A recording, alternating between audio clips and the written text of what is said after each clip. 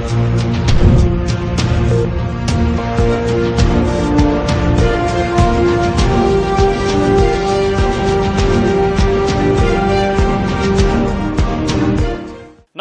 स्वागत छ फोकस न्यूजमा। म धीरज बस्नेत। दर्शकबिन, कोरोनाको दोस्रो संक्रमित देखिएको भोलिपल्टबाट घोषणा गरिएको लकडाउनका कारण देश ठप्प भएको 2 महिना पूरा भएको छ। यसले कोरोना रोक्न कति मद्दत गर्यो त्यो अर्को छलफलको विषय होला। तर यो बीचमा जनता कसरी बाँचे र कसरी गुजारा चलाइराखेका छन् त्यो चाहिँ आजको छलफलको विषय हो। सरकारले जनतालाई घरभित्रै थुन्न जति हतारो गर्यो, उनीहरूको गुजारा कसरी चलेको छ भनेर बुझ्ने काममा उति नै सुस्तता देखायो।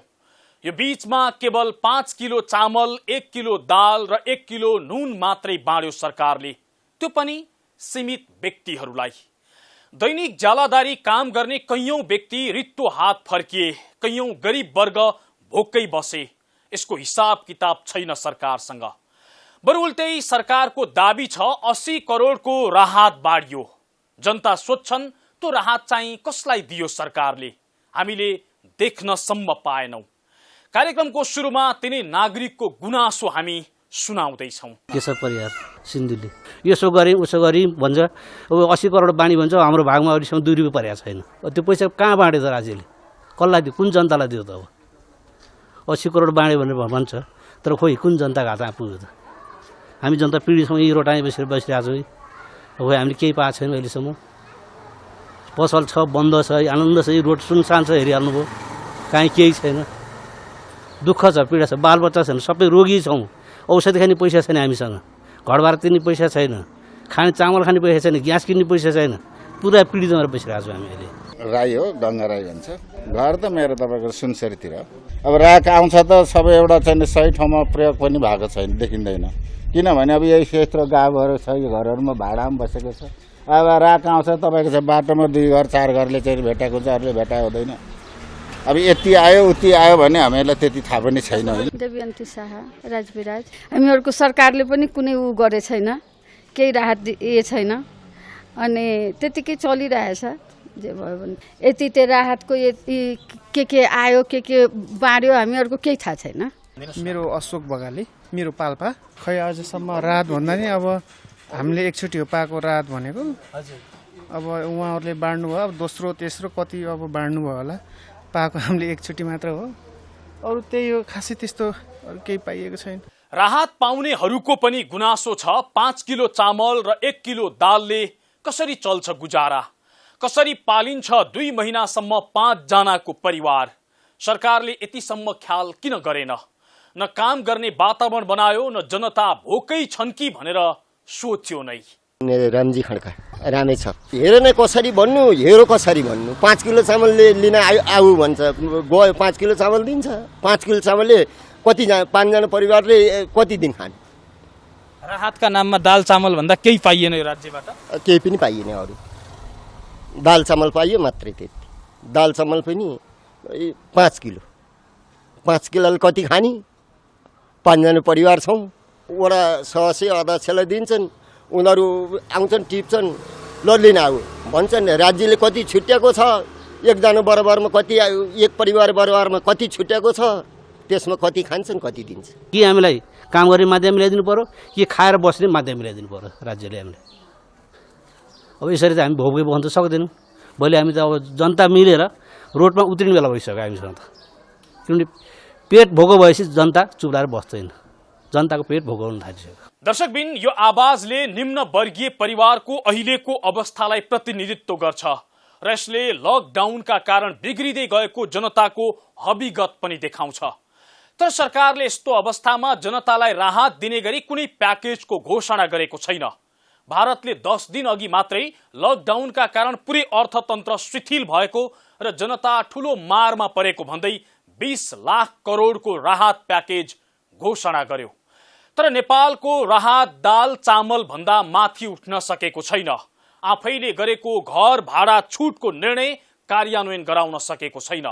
भाडामा बस्नेहरूको आवाज छ कम्तीमा घर बेटीलाई कर लगायतका केही निश्चित कुरामा छुट दिएर घर भाडा छुट दिलाइदिए पनि ठूलो राहत हुने थियो। सरकारले अब जान्दैछ भने त होइन, के अरे चाहिँ घरवालाहरूसँग सबैलाई अब थाहा छँदैछ, के अरे चाहिँ 1 महिनासम्म चाहिँ छुट गराइदियो भने पनि धेरै सरकारले महत्त्वपूर्ण काम हुन्थ्यो। त्यो पनि छैन। अब हेर्नुहोस्, हिजो अस्ति चाहिँ 1 महिनाको भाडा छुट्छ भन्दै होइन, अब जनताहरूले पनि अब त्यो भाडामा बस्नेहरू मक्ख परे हुन्छ भनेर सोचे। अब पछाडिबाट चाहिँ फेरि चाहिँ होइन, हामीहरू के अरे अब घरवालाले पनि दुःख गरेर बनाएको घर हो, त्यही भाडा लगाएर हामी जीविका चलाउने भनिसकेपछि उहाँहरूले पनि अब अहिले केही पनि गरेका छैन र अब कोही घरमा छुट होला, कोही घरमा छुट छैन, त्यो पनि होइन। अब हामीहरू त अब छुट गरिदियो भनेर त्यहाँनिर भन्न पनि सकिँदैन, किनभने अब भोलि गएर निस्केर जा भनिसकेपछि तपाईँको छोराछोरी हुन्छ, जान परिवार हुन्छ, हरेक किसिम हुन्छ होइन, दुःख हुन्छ। त्यसमा कहाँ जाने? केशव परिवार सिन्धुली बाँच्ने आधारै केही छैन। के खाने, कसरी बस्ने, के गर्ने? अब आयस्रोत कहीँबाट 2 रुपियाँ कहीँबाट आउँदैन, बसिराखेको छ। आज होइन, भोलि होइन, पर्सि होइन, जति पनि हामी बसिरहनु परिरहेको छ। अब अहिले 1 हप्ता भन्यो, फेरि 1 हप्ता भन्छ, 1 हप्ता भन्छ भन्दा 2 महिना गयो।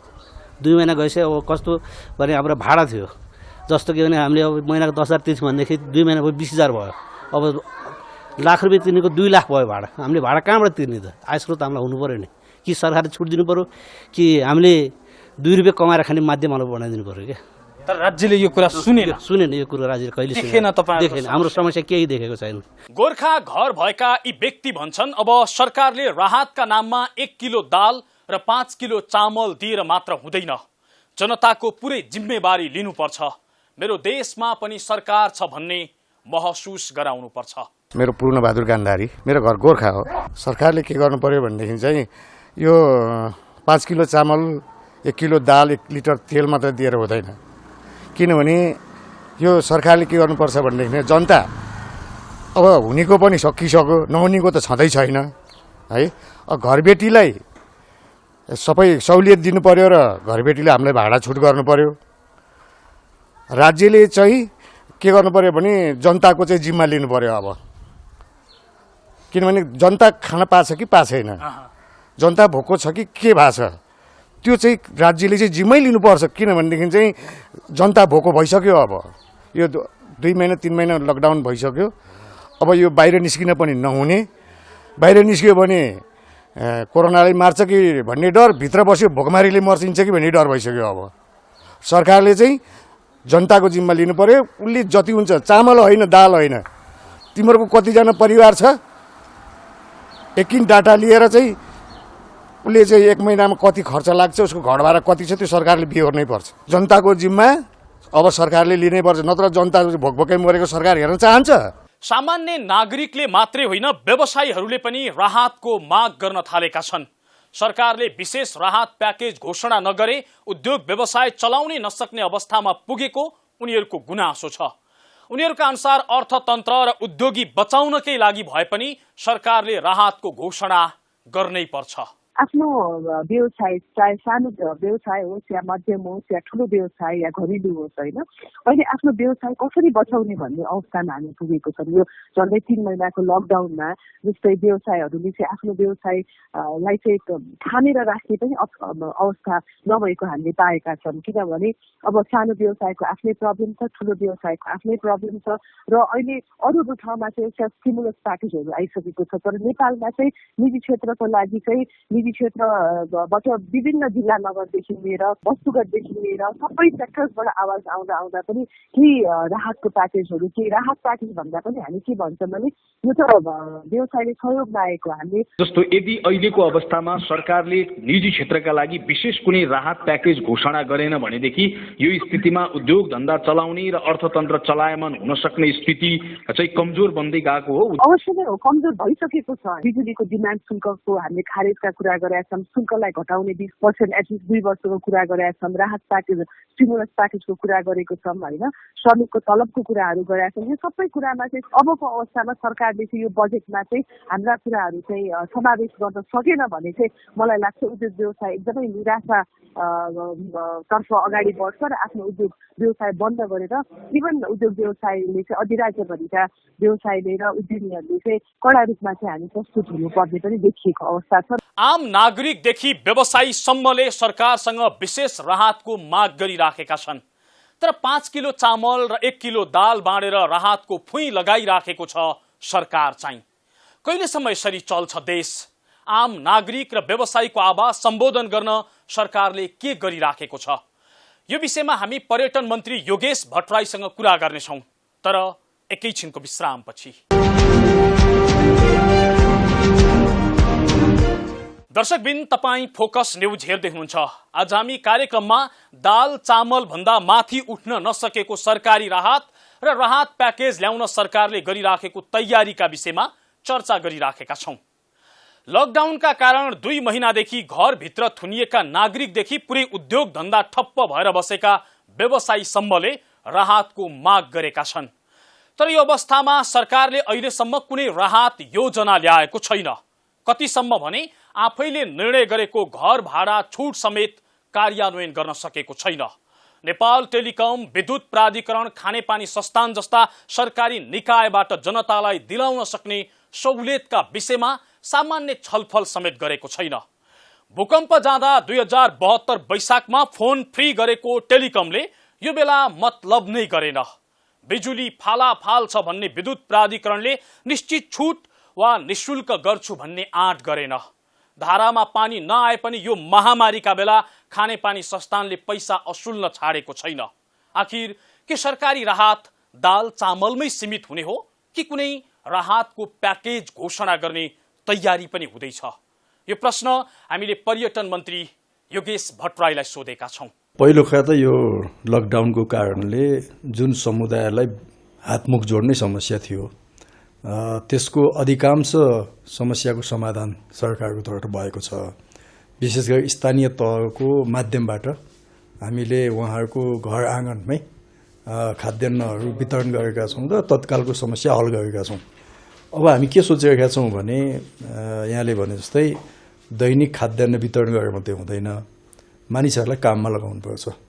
त्यसकारणले काम रोजगारी सिर्जना गर्ने, रोजगारीबाट नै उहाँहरूको गुजारा पनि चल्ने, त्यो खालका नयाँ काम सिर्जना गर्नुपर्छ भनेका छौँ।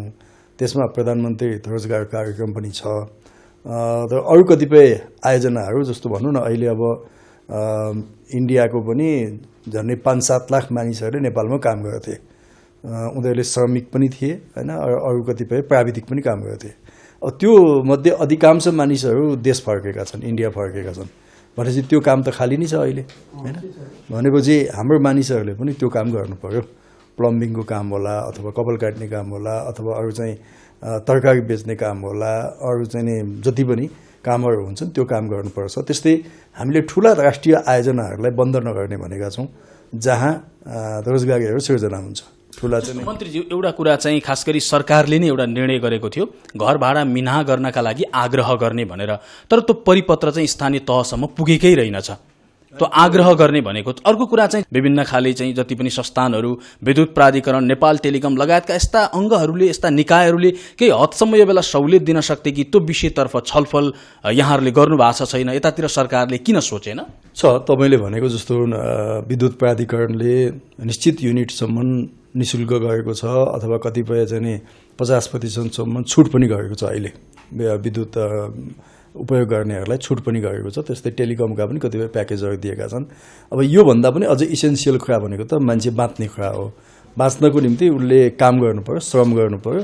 श्रम गरे बापत उसले ज्याला पाउँछ, दैनिक ज्याला पाउँछ। त्यो माध्यमबाट नै स्थायी समाधानको उपायमा जानुपर्छ भन्ने सरकारको सोच छ। त्यसमा आउने बजेटमा पनि हामी केही स्किमहरू अगाडि सार्छौँ। कैयौँ व्यक्तिलाई चाहिँ 2 महिनाको भाडा तिर्न नै समस्या भयो कि धेरैलाई धौधौ भयो। तर राज्यले के गर्यो भने सरकारले आग्रह गर्ने मात्र भन्यो, तर धेरैले त्यो छुट पाएनन्। कम्तीमा यो अवधिमा 2 महिनामा 1 महिना मात्रै छुट पाइदिए नि त हामीलाई ठुलो राहत हुन्थ्यो भन्ने धेरैलाई छ। यो विषयमा सरकारले फेरि केही निर्णय गर्दैछ, केही तयारी छ? अब घर धनीहरूलाई हामीले के भनेका छौँ भने तपाईँले भाडा छुट दिए बापत त्यो चाहिँ नै बहाल कर सरकारले छुट दिन्छ भनेका छौँ। त्यो भनेको पनि अप्रत्यक्ष ढङ्गले सरकारकै राहत हो होइन। त्यो कुरा हामीले बुझ्नुपर्छ। अर्को कुरा, यस्तो बेलामा सरकार एक्लैले मात्रै गर्न सक्दैन। ठुलो अर्थतन्त्र भएका मुलुकहरूले पनि धान्न सकिरहेको अवस्था छैन अहिले। भनेपछि हामीले सबैले भने जस्तो ढङ्गले राहत दिन सक्छौँ त्यो होइन। यस्तो बेलामा सबैले केही न केही सेक्रिफाइस गर्नुपर्छ। सरकारले केही लगानी गर्छ, व्यवसायीहरूले पनि आफ्ना श्रमिकहरूलाई बचाउनु पर्यो र श्रमिकहरूले पनि हिजोको सामान्य अवस्थामा जस्तो माग राख्ने होइन, उहाँहरूले पनि केही छुटहरू आफ्नो तर्फबाट केही सेक्रिफाइस गर्नुपर्छ। यो तिनै पक्ष मिलेर नै अहिलेको सन्दर्भमा यो सङ्कटलाई हल गर्न सकिन्छ। कुनै एउटा पक्षले मात्रै गर्न सक्ने कुरा भएन र यसको असर नेपालमा मात्रै होइन कि विश्वव्यापी छ। व्यवसायमा, उद्योग धन्दा लगायतको धेरै ठाउँमा प्रभाव परेको हुनाले आर्थिक क्षेत्र नराम्ररी धक्का खाएको अवस्थामा सबै क्षेत्रहरूले सामूहिक प्रयत्नबाट यो कुरालाई हल निकाल्नुपर्छ। मेरो अन्तिम प्रश्न, भारतले केही दिन अघि मात्रै 20 लाख करोडको राहत प्याकेज घोषणा गर्यो। नेपाल सरकारले त्यस्तो खालको सबै क्षेत्रलाई समेटेर राहत प्याकेज घोषणा गर्न सक्दैन वा कुनै तयारी छ? गर्छ, आउने बजेटमा हामी गर्छौँ। घर बाहिर ननिस्क्यौं, रोगको डर, घरभित्रै बसौं, भोकको पिरलो, यो अवस्थाबाट गुज्रिएका छन् जनता र तहस नहसको स्थितिमा छन् व्यवसायी। यस्तो स्थितिमा सरकारबाट आम नागरिकले आश्वासन होइन ठोस राहत खोजेका छन्। 1 किलो दाल र 5 किलो चामल होइन, सहज ढङ्गले गुजारा हुने उपाय मागेका छन्। उनीहरूको यो मागमा सरकार संवेदनशील नभए घरभित्र थुनिएका नागरिक सडकमा ननिस्किएलान् भन्न सकिन्न। त्यसैले सरकार गम्भीर बनोस्, जनतालाई यो देशमा सरकार पनि छ भन्ने आभास दिलाइदियोस्। हौस् त, आजलाई फोकस न्यूज यति नै। फोकस न्यूज टिमका सहकर्मी डेभिड पाण्डेसँगै हामी सबै बिदा भयौँ। नमस्ते।